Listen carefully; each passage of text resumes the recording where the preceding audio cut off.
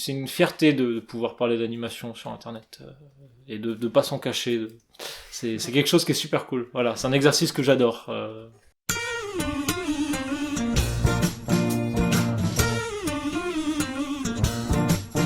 Bah moi je m'appelle Vincent, aussi connu sous le nom de 20 centimes sur internet. Je fais des vidéos depuis tout petit et depuis 2018, 2018, ouais, je fais des vidéos où je parle un peu d'animation dans mon format toonesque. Du coup, j'expose un peu des cartoons qui m'ont marqué, même des œuvres d'animation, des clips ou quoi que ce soit.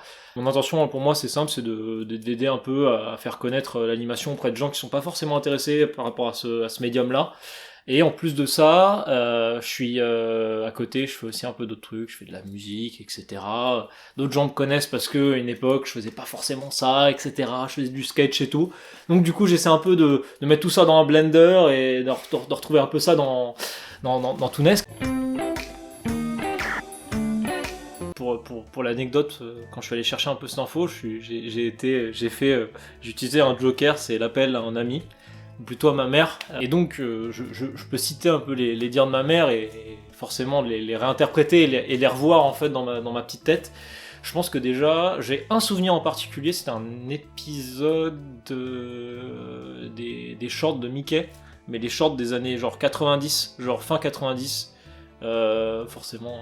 Étant jeuneau, j'ai connu le Mickey qui était déjà bien en couleur, bien fin, etc. Pas le Mickey en 3D non plus, mais pas loin.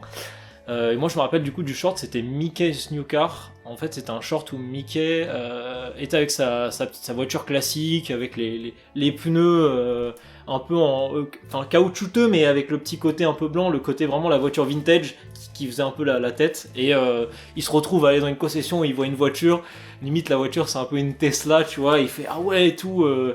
Et il chope cette voiture et qu'est-ce qui se passe dans ce truc là? En fait ça part à la zizanie, etc. Et ce truc là il m'avait marqué quand j'étais petit parce que j'étais en mode ah ouais et tout, on peut faire des trucs en termes d'animation qui sont vraiment bien. Dans le même topic que Mickey, il y a aussi le jeu vidéo Mickey Mania qui était en fait c'est marrant parce que Mickey Mania ça rappelle aussi un autre jeu qui est sorti récemment qui s'appelle Sonic Mania. Et en fait c'est littéralement la même chose mais avec Mickey. C'est-à-dire que c'est un jeu de plateforme où on revisite toutes les époques de Mickey. Et je crois que c'est la première fois où vraiment je me suis intéressé à un personnage en tant que tel dans une œuvre. Donc ouais, forcément, première approche, personnage d'animation, ça aide. Après, je pense, surtout quand j'étais petit, on m'a dit que vraiment, un truc que je regardais beaucoup, c'était le film La Bande à Picsou aussi. Avec le Trésor de la Lampe Perdue, avec Riri, Fifi et Loulou. C'était un truc qu'on regardait en VHS avec mes 3 frères, j'ai 3 frères aînés, et qui étaient à fond dans La Bande à Picsou. D'ailleurs, eux avaient la chance d'être 3 frères, donc du coup c'était littéralement Riri, Fifi et Loulou. Quand le film repassait à la télé, par nostalgie, je le regardais parce que c'était incroyable à l'époque, c'était quelque chose d'impressionnant. Et un dernier souvenir d'enfance, je dirais, c'est l'OVA Sonic. En fait, c'est en gros qui est sorti après, je crois, Sonic CD. Sega a fait une sorte un OVA, donc une sorte de film. C'est pas un film, c'est pas un court métrage, c'est pas un long métrage, c'est un OVA qui se basait un peu sur l'histoire de Sonic CD que je regardais beaucoup. Et c'était pour moi un truc qui m'avait vraiment bluffé. Et ça, je pense que c'est plus ma première approche à plus tout ce qui est animation japonaise. Et je me rappelle qu'à l'époque, je regardais ça, mais tout le temps sur mon. J'avais un petit PDA qui permettait de regarder. Ouais, pour les jeunes qui regardent, c'est un PDA, c'est un peu comme un iPod, quoi. C'est un truc, je regardais ça dessus et j'étais bluffé à chaque fois. Je crois le truc, j'ai dû le voir genre 3-4 fois d'affilée sur un même trajet de voiture. Je sais qu'on fait beaucoup la réflexion du côté que je kiffe beaucoup tout ce qui est mascotte, plus que vrai personnage. Et ouais, je pense que là, rien que Mickey, Sonic, voilà. Sachant que pareil, hein, pour la petite anecdote, Sonic, je crois que le design de Sonic est inspiré par Mickey, je crois en plus. Donc c'est full circle quoi. Voilà.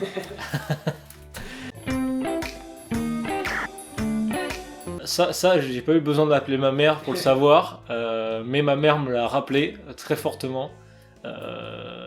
C'est un truc qui va être tout bête et pourtant c'est pas du tout ma génération, mais c'est Roger Rabbit en fait. Roger Rabbit pour moi c'était ah ouais, en fait, littéralement le film va dans cette intuition-là de le médium du cartoon peut aussi être utilisé pour raconter une vraie histoire, là où il est au même niveau que les acteurs qui sont dedans. Et moi, ça m'avait mis une claque. Et en plus de ça, bon, il y a toutes les anecdotes de tournage, etc., qui font que waouh, c'est un truc de ouf. Simplement, déjà, l'idée de se dire, on a pu mettre deux identités totalement à part, donc des personnages de Disney, des personnages de la Warner dans un même truc. Et derrière, que c'est réalisé par Zemeckis qui a fait les Retours vers le futur, tout ça. C'est un truc qui est pour moi, il est fascinant ce film. Genre, pour moi, il a pas pris une ride quoi. C'est un film qu'on regarde toujours aujourd'hui avec beaucoup d'amour et beaucoup d'attention et je pense même pas mal de recul sur quelque chose qui déjà en fait disait qu'il y avait déjà un héritage de l'animation en fait. Quand on regarde ce film, on se dit déjà en fait ouais, il y a déjà assez de matière pour se dire ok, il y a ça qui existe, etc. Et c'est ça qui est impressionnant dans Roger Rabbit. Certaines personnes trouvent ça un peu tabou, mais pour moi ça a été un peu le truc qui m'a fait une pique un peu, qui m'a rappelé que dans une période où j'avais un peu mis de côté tout ce qui était ma passion pour l'animation quand j'étais petit, tout ça, et qui m'a un peu remis une claque, etc. C'était simplement My Little Pony, Friendship is Magic. My little pony, friendship is magic. I used to wonder what friendship could... Pour moi, c'était une claque parce que, en fait, ça m'a permis de mettre des noms sur des gens que j'admirais. Ça m'a permis de comprendre des trucs. Et même si aujourd'hui, bon, la série, comment c'est terminé ou quoi, je sais pas trop, j'avoue que j'ai pas tout vu ou quoi que ce soit. Pour moi, c'est un truc qui m'a grandement marqué parce que je sais que quand j'ai vu ça, j'étais tellement dans un mood à l'époque, avec une bande de potes, etc. J'ai même, pas converti des gens à regarder le truc, mais il y avait un côté où c'était rigolo de pousser des gens à regarder littéralement un truc normalement qui est conçu pour des jeunes filles, quoi. Et de se dire, on regarde ça avec un plaisir et avec une admiration, jusqu'à acheter des trucs en convention, en parler, rencontrer des gens grâce à ça, etc. Je pense que sans ça, il n'y aurait pas eu en fait ce deuxième boom au fond de moi qui m'a dit ouais, en fait, oublie pas qu'il y a aussi un truc que t'aimes beaucoup, c'est l'animation, et je pense que j'y dois beaucoup pour My Little Pony, donc voilà, qu'on aime ou pas, je trouve que c'est quand même des trucs qui ont réussi à atteindre, ont mis une barre en termes de voilà, faut pas prendre les enfants pour des cons, quoi. Enfin vraiment, quand je regarde quand je repense au truc, etc., à certains épisodes qui font même référence sur le storyboard, plan sur plan à la fin de Star Wars 4 ou 5, je sais plus. Enfin, il y a des trucs, pour moi, ça me surprend, et je me dis, ah ouais, et tout, c'est bien réfléchi, etc. Alors, maintenant, voilà, on parle de trucs de base qui étaient censés vendre des jouets, ça a pris une ampleur incroyable, mais je trouve ça tellement fascinant, et c'est aussi, ça faisait aussi preuve de l'époque où Internet commençait aussi à avoir une influence sur les œuvres et sur leur vie en tant que telle, que ça permettait de vraiment, on pouvait tirer le truc plus loin, aider un médium ou une œuvre à s'assumer un peu plus et à s'amuser justement. Ma référence en termes de personnages qui représentent littéralement pour moi le cartoon, c'est Wonder dans Wonder Over Yonder. C'est pas pour rien d'ailleurs que mon premier Tooness que je l'ai fait là-dessus, c'est parce que vraiment ça m'a impliqué, mais c'est tellement en fait un personnage qui représente tous les personnages de cartoon actuellement, du début du médium jusqu'à maintenant, c'est vraiment un personnage qui transcende tout ça. Wonder, pour moi, je lui donne tout l'amour qu'il n'a pas eu, je lui donne, c'est cadeau, ça sort du cœur. En personnage secondaire, alors peut-être pas favori, mais qui m'a marqué en termes de chara design, c'est Wild Nessa dans Craig of the Creek. C'est un personnage qui pour moi m'a subjugué par rapport à... Craig of the Creek, actuellement, je trouve que c'est une des séries qui réussit le mieux niveau character design depuis un petit bout de temps. Je trouve que chaque personnage a vraiment sa petite touche ou quoi que ce soit, et c'est vraiment vraiment cool. Et l'épisode dédié à ce personnage est super intéressant, et j'adore, ça sort de son petit chapeau en fait, qui a en fait un ours en peluche qui est découselé, etc., et qui lui permet en fait de donner ce petit côté en mode sauvage, en mode ouais mais moi je suis quelqu'un de la forêt et tout, et ouais j'étais grave surpris par ça. Après, je peux t'en citer d'autres. Moi, je kiffe, c'est Canty dans Fooly Cooly. Il y a un peu ce fil du robot qui est quand même un peu humain dans le fond, et j'aime beaucoup. Et puis le design avec en fait, sa tête, c'est une télé cathodique qui fait très rappel justement aux années 90, etc. Et toute cette période où il y avait un peu ce charme de mettre en avant le tube cathodique et en faire un truc, et j'adore ce truc, enfin j'adore ce personnage. Et allez, un petit dernier comme ça, pour pas faire plus durer, c'est pas vraiment un personnage, c'est plus un propre, mais il est employé comme un personnage dans Steven Universe, c'est MC Berber, parce que simplement MC Berber, le personnage, on le voit, on a la ref ou pas, mais voilà, c'est un personnage qui est en référence pour moi, un de mes plus grands artistes préférés, qui est Kanye West, et le voir intégré dans cette série avec les petites lunettes, le petit collier, j'attends toujours qu'il fasse la fameuse peluche, comme on l'a vu une fois à une Comic-Con, mais ils l'ont toujours pas fait. C'est Ed, Edd n Eddy. Quand j'étais gamin, j'étais fasciné par ce truc. Je crois que c'est un cartoon qui n'a jamais autant pris au sérieux le sound design en termes de gags. C'est incroyable, genre. Ok, keep your eyes peeled. Lift your foot, big guy.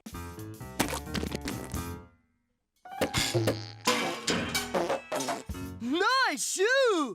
C'est une caractéristique de la série qui est pour moi bluffante. Genre, c'est un truc qui joue beaucoup sur la série. Et puis bon, c'est un peu aussi un héritier d'un regular show, un peu aussi dans le délire. C'est une bande de potes qui font des conneries. C'est le truc, tu sais pas trop pourquoi ça existe et tout. Certains ils pourraient dire que c'est un peu un cartoon de stoner aussi, machin. Bon, ok.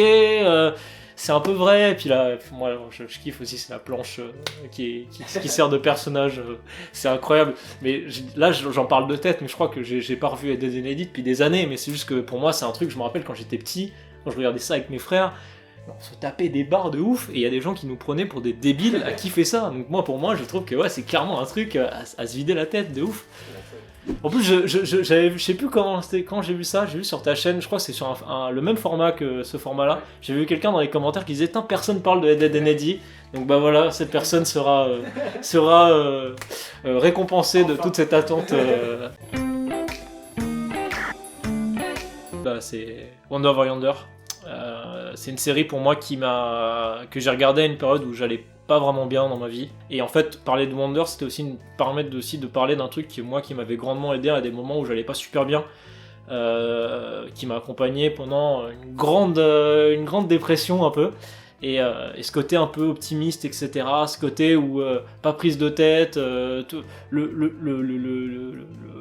héros il est pas relatable non plus, mais dans le fond on se dit il inspire confiance, et donc du coup on peut se dire ouais, il dit des trucs qui sont vrais, donc du coup c'est incroyable quoi, et même le comportement un peu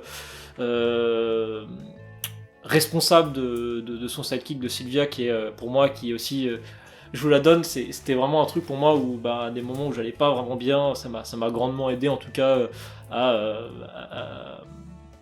à dealer avec des ambiguïtés personnelles, des moments où on est là, oh non, s'il vous plaît, la vie là, ça me saoule et tout. Donc là on est en été 2016, on ferme les stores, on se met dans la chambre, on regarde tout ça bien, et puis on oublie, et puis ça va mieux quoi. Je peux te dire, on parlait de Wonder, je peux dire Craig McCracken évidemment. Pour moi c'est un showrunner qui a clairement compris le médium, qui gère tellement bien ce truc, et qui va pas dans les ambiguïtés. Même là, Kid Cosmic, c'était incroyable. Quand c'est sorti, c'était incroyable. Le gars ne s'arrête pas, c'est une machine, il est très chaud. Mais aussi, outre... de l'autre côté du globe, moi je dirais aussi en Japanimation, je dirais Hiroyuki Imaishi. Parce que c'est un gars qui te fait des Sakuga, mais oh là là là là, il y a des trucs, c'est incroyable, le gars est super chaud en termes de mettre en place un univers et de créer quelque chose de cohérent, il est très très fort, et enfin même voilà, qu'il soit à la réal ou pas, qu'il soit directeur artistique ou pas, qu'il soit storyboarder ou pas, il est toujours au top. Une question que tu aurais précise, que tu aurais envie de leur poser par rapport à ce qu'ils font Les gens qui font des séries, etc., ou même des films, quoi que ce soit, il y en a, ils le revendiquent vraiment, ils se disent non, ils disent l'animation c'est un médium et tout ça. Bah, moi par exemple, pareil, c'est pas quelqu'un que j'admire, mais c'est quelqu'un qui en tout cas dans ses propos, j'admire beaucoup, c'est Brad Bird, qui à chaque fois, dès que quelqu'un va dire ouais, l'animation c'est un genre, il est prêt à casser la gueule à la personne qui va dire ça, genre vraiment il a envie de sortir les points. Moi c'est une question que je poserais peut-être plus à Craig ou à Hiroyuki, simplement, c'est qu'est-ce que vous penserez, qu'est-ce qu'il faudrait faire maintenant aujourd'hui pour simplement rendre l'animation beaucoup plus, je dirais, apporter un plus grand œil à l'animation en général, et enlever le côté de niche en fait, parce que même si ce sont deux créateurs qui ont fait des trucs en fait qui parlent même à des gens qui regardent pas de l'animation, enfin voilà, on parle. Quand on parle de cartoon, si je te parle des Super Nana, tu vas me dire ah oui, j'ai forcément vu ça quelque part. Ou si tu parles de Japanimation, après je sais pas, Hiroyuki Machiche quand même, c'est peut-être moins ce qu'il fait, c'est peut-être moins, c'est pas underground non plus, mais c'est pas non plus mainstream. Mais voilà, si tu parles à quelqu'un que ce soit de Gurren Lagann ou de Kill la Kill, peut-être qu'il va avoir entendu parler. Et il va, enfin, ce que je veux dire, c'est que c'est des trucs qui sont très défendables, et je pense que c'est des gens, je pense qu'ils auraient ils auraient une très bonne réponse à ça. Ils auraient peut-être une bonne solution, parce que vu qu'ils sont dans cette industrie-là, ils sauraient qu'est-ce qu'il faudrait dire. Donc ouais, voilà, ce serait ça ma question. Ça serait, et toi du coup, Craig ou Hiroyuki, et toi, qu'est-ce que tu ferais pour débunker ce médium, pour le rendre beaucoup plus je sais pas, virevoltant, beaucoup plus accessible et abordable. C'est tout bête, mais tu vois, autant je te disais, l'œuvre d'animation qui m'avait marqué, c'était Roger Rabbit. Il y a eu un peu un équivalent de Roger Rabbit qui s'est passé il y a moins de 2-3 ans sur Cartoon Network avec OKKO. C'est l'épisode Crossover Nexus. As long as we're together, nothing can stop us. Good pep talk, bro. Okay, KO. Let's be heroes. C'est un épisode qui est fait par des fans pour des fans. Le nombre de références en fait à l'entité Cartoon Network, aux séries qui étaient dessus, tout ça, ça m'a marqué, et le fait qu'en fait ils aient agrégé tout ça, et ils ont quand même rendu ça un peu avec un bon contexte, que c'est une cohérence, dans l'histoire du cartoon, c'est quelque chose que j'ai beaucoup apprécié. Ça m'a rappelé aussi le fameux épisode que j'attendais beaucoup, crossover Simpson Futurama, qui avait été fait, qui était un peu aussi la dernière pierre à l'édifice pour Futurama, qui était quelque chose. Donc ouais, crossover Nexus, c'est vraiment le best, quoi. En fait, c'est un animé qui est sorti donc l'année dernière, et en fait, il parle de l'animation. C'est un animé qui est indirectement réalisé par Masaki Yuasa, c'est Keep Your Eyes Off Eizouken. Donc c'est un animé qui raconte l'histoire de trois étudiants, je sais plus si elles sont lycéennes ou quoi, dont deux qui sont vraiment des tarés d'animation, etc. Et donc du coup, pendant tout l'animé, tu suis en fait des lycéennes qui essaient de faire un club de vidéos, et elles font des films indés d'animation, et donc du coup on voit toutes les étapes dans un film d'animation, comment c'est, etc. Et c'est super passionnant, parce qu'en fait c'est dit avec tellement d'honnêteté, etc. Je voulais en parler de base sur YouTube, je voulais faire une vidéo dessus. Je l'ai pas fait finalement, parce que j'ai vu qu'il y avait l'Ermite Moderne qui avait fait un sujet là-dessus, que je n'ai pas vu malheureusement, mais apparemment qui est très bien. Et d'ailleurs j'en profite pour faire un petit coucou à mon ami GPM, qui est monteur sur son format, qui bien sûr connaît bien tout ça, et qui aussi du coup s'est mis à regarder ça, alors que il n'est pas du tout intéressé par l'animation, et il y a plein de gens, du coup ça les a un peu plus centrés, et donc franchement, Keep Your Hands Off Eizouken, très bon pic. Tout à l'heure, j'ai cité un personnage qui vient d'une série qui pour moi est emblématique là-dessus, c'est Fooly Cooly. Fooly Cooly avec du J-Rock en fond, c'est The Pillows. J'écoute pas du tout de J-Rock, je suis pas du tout là-dedans quoi que ce soit. Il faudrait que je m'ouvre, pareil, voilà, il y a plein de trucs dans lesquels je dois m'ouvrir. Et Fooly Cooly, la BO elle est incroyable. Il y a plein d'autres œuvres hein, qui ont des bonnes BO quoi, mais Fooly Cooly, la musique apporte quelque chose, il y a un fil émotionnel qui est incroyable.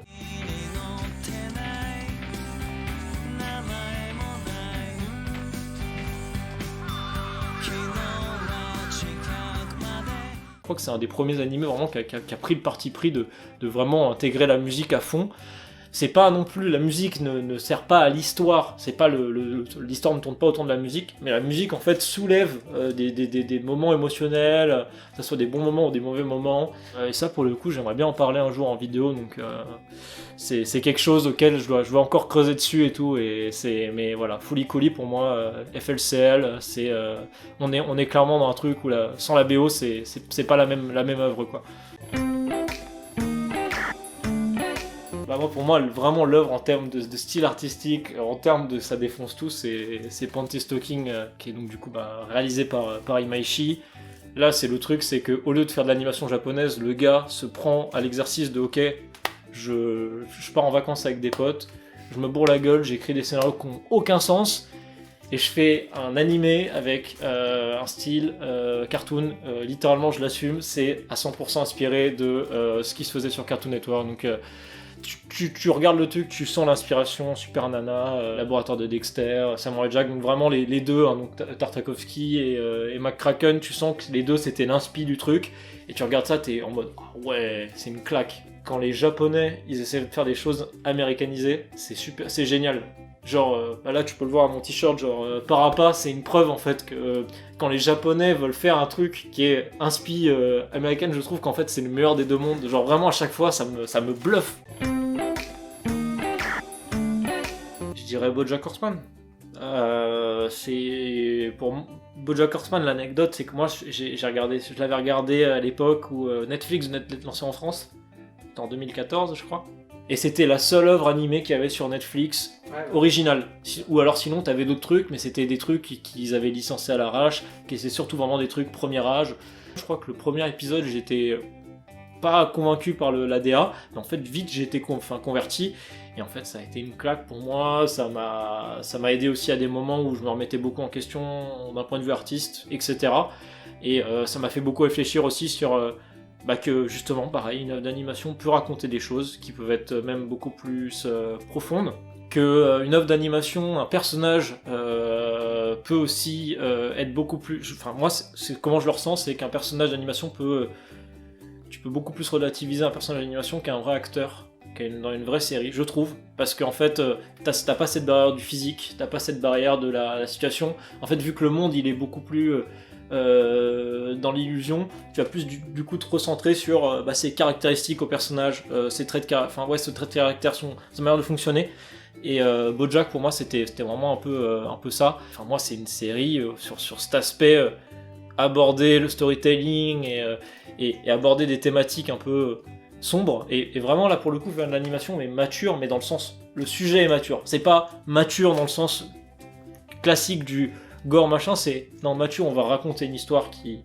Et je me rappelle que c'est une série d'ailleurs que j'ai recommandé à des gens qui n'en regardaient pas du tout de l'animation et qui du coup ont kiffé dès la première saison, et quand la saison 2 est sortie, c'était des gens avec qui on se parlait, on se disait putain la saison 2 est sortie et tout, et on va en parler etc. Et c'est des gens, d'ailleurs je fais un gros big up à mon pote Juan qui m'aide d'ailleurs sur les Toonets, qui a déjà apparu dans plein de mes vidéos et tout ça.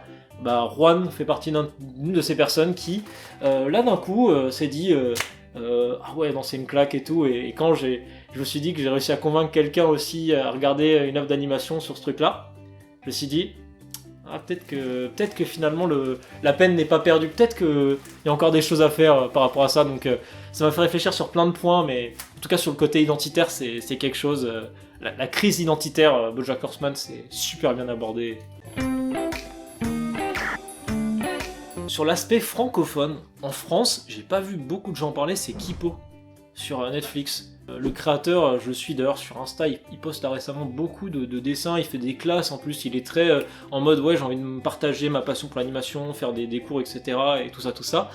je trouve que en termes pareil de chara design, en termes d'idées, de recherche, etc., c'est super intéressant. Et même aussi sur l'aspect identitaire, il y a pas mal de choses. Sur l'aspect aussi inclusif aussi, il y a pas mal de choses, tout comme She-Ra ou quoi que ce soit. Donc c'est vraiment une série. Pour le coup, là-dessus, j'étais gravement, ça m'a un peu marqué. Et j'ai bien aimé, mais je suis un peu triste que les gens n'aient pas tant parlé. Là je vais sortir un truc qui est un peu qui a été oublié. J'y ai repensé parce que je me suis dit, ah ouais, ça par contre, c'est vrai que ça a vraiment pris un coup de vieux. C'est un vieux Disney en 3D qui est sorti en salle. C'est Chicken Little. Chaque année, en primaire, on nous emmenait une fois, on avait une sortie au cinéma. Et c'était un des films que j'avais vu. Je sais qu'aussi j'avais vu des trucs comme le Pôle Express, Arthur et les Minimoys, tout ça. Et je me rappelle, j'avais vu Chicken Little et j'étais en mode, mais qu'est-ce que c'est que ce film? Alors vraiment, l'histoire, ça n'a aucun sens. Et l'animation, je sais pas trop, c'est un peu... ça a vieilli, quoi. C'était l'époque où Disney voulait faire de la 3D sans Pixar. Et je crois que c'était à l'époque où le deal était en train de se faire aussi avec Pixar. Et film très intriguant parce que le personnage principal, un peu mauviette, machin, tu sais pas trop... les personnages secondaires... Et pourtant, il m'a marqué, tu vois, j'y repense, je me rappelle des personnages, je me dis, je ne serais pas pensé à ça, je me rappelle de l'histoire des plaques du ciel qui tombent, qui étaient hexagonales, tout ça. J'étais là, ah ouais, mais je pense que je le regarde aujourd'hui, ah ouais, non, ça a trop vieilli. C'est tous ces Disney un peu années 2000, genre Bolt, tout ça, pareil, ça a trop vieilli pour moi. Alors c'est bien, t'as un joli décor. T'as un joli poster qui est derrière. Je pense que Samurai Jack, clairement, pour moi, Samurai Jack, tu regardes ça il y a 20 ans, tu regardes ça dans 20 ans, tu regardes ça aujourd'hui, c'est incroyable. Ça marche toujours, quoi. En termes d'animation, en termes de rythme de l'animation, en termes de storytelling, en termes de chara design, en termes de cadrage. Il y a des trucs, c'est incroyable. La dernière saison qu'ils avaient sortie là, pour un peu mettre le clou à tout ça, etc., c'était une claque. À chaque fois qu'il ressortait un épisode, j'étais en mode, ah ouais, je veux voir la suite. Et c'était pour moi, ça m'a dit, ah ouais, si je regarde Samurai Jack bien après, etc., et que maintenant je suis un peu plus adulte, et que je regarde ça et que je suis toujours fasciné par ça, c'est que c'est intemporel.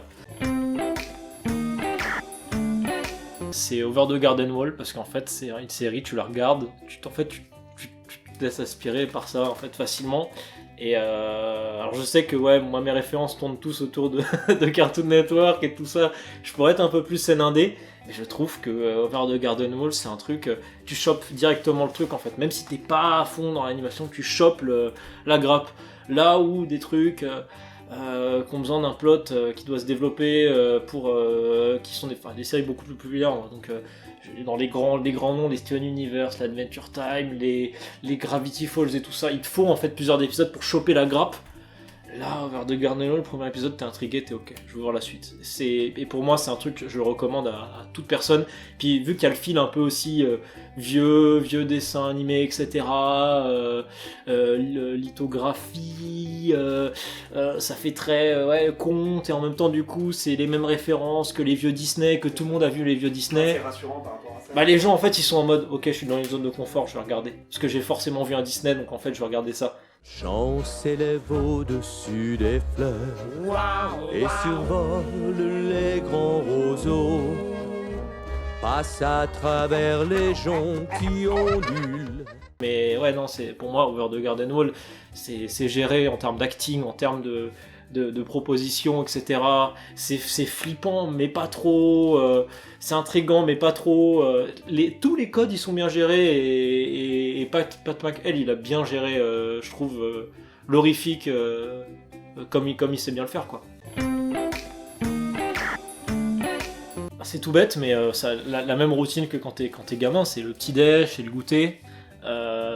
C'est le moment où tu te poses, en fait, tu bouffes un truc, tu regardes, voilà. Moi, souvent, c'est quand je mange quelque chose que je regarde des œuvres d'animation, parce que je trouve que c'est le moment où en fait, tu prêtes plus attention à ce que tu vois que ce que tu manges. Le fameux Cartoons and Cereals classique, la devise. Et après, bon, sur d'autres aspects, j'ai beaucoup cité le fait d'avoir regardé aussi des moments à des moments durs de ma vie regarder des cartoons, c'est aussi le moment aussi, le côté doudou aussi. Donc les moments aussi où quand ça va pas trop bien, c'est bien aussi de regarder d'avoir un monde un peu plus auquel on peut se détacher, on peut relativiser toujours à ses personnages, mais pas être dans la même société ou la même entité, la même chose, et ça impacte, c'est mieux quoi.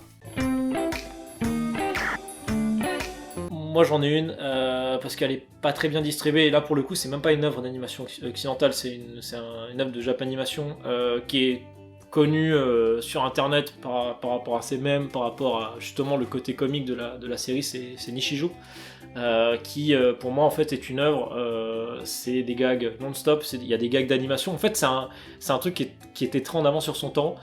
Et je crois qu'il y a eu très peu de diffusion en télé au Japon, il y a eu des Blu-ray, mais en fait, actuellement, si tu veux le regarder en France ou quoi que ce soit, faut que tu regardes une version illégale, quoi, pirate. Mais d'un autre côté, tu t'écopes pas des soucis vu qu'il n'y a pas de distributeur. Donc, et pour moi, c'est une œuvre.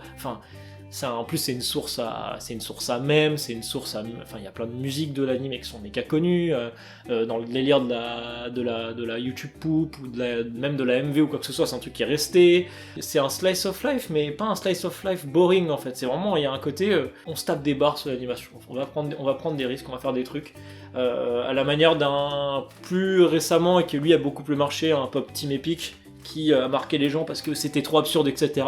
Nishijou, c'est pas tout à fait aussi absurde, mais ça arrive à avoir une absurdité en plus d'un cadre, je dirais,